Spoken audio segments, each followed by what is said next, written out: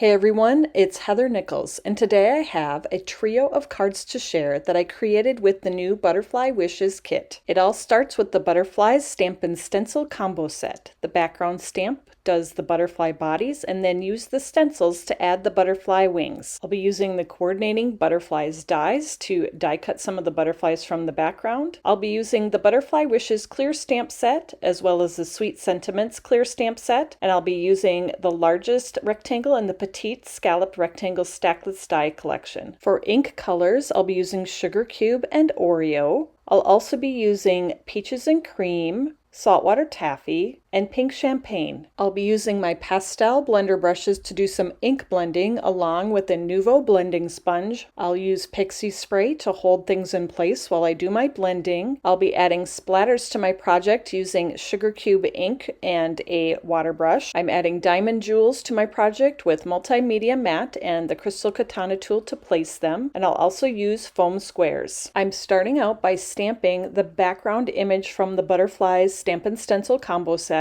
The background image stamps the butterfly bodies, so I'll be setting this up in my MISTI. This is a red rubber stamp, so you'll want to make sure you do not have your foam insert in your MISTI. I'll pick up the stamp and then I'll add a little adhesive to that grid paper to hold my cardstock in place, and then I'll set the cardstock right onto the stamp, close the back of the MISTI to transfer the cardstock to the grid paper. I'll use Oreo ink to ink up my stamp and then close the lid of my MISTI to stamp the impression onto my cardstock. I'll be stamping this background on 3 colors of cardstock: Saltwater Taffy, Pink Champagne, and Peaches and Cream. Next, it's time to add the wings to the butterflies. There are 2 stencils to do this. You'll notice that the etching for Tailored Expressions is in the upper left-hand corner on this set, and so make sure everything is in the right spot. There are also etchings on the stencil of a few bodies of butterflies to make it easier for you to line this up on your background. I'm using Pixie spray to hold everything in place, and then I will start with the blending. I'm starting off with the stencil to do the top wings on the butterflies. I'm doing the top wings on all of my cards using Sugar Cube ink. Because we don't have a white blender brush yet, I'm using the Nuvo blending sponge to do my Sugar Cube ink blending. I'll dab that in my stamp pad and then dab it onto the stencil to color the wings. I'll repeat the process on all 3 colors of my cardstock backgrounds.